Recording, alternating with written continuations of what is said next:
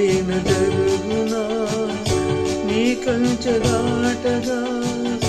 శత్రువుకు సాధ్యమా ఏ ఆజ్ఞ లేనిదే ఏదైనా జరుగునా నీ కంచె దాటగా శత్రువుకు సాధ్యమా మా దేవా నీవే మా తోడుంటే అంతే చాలును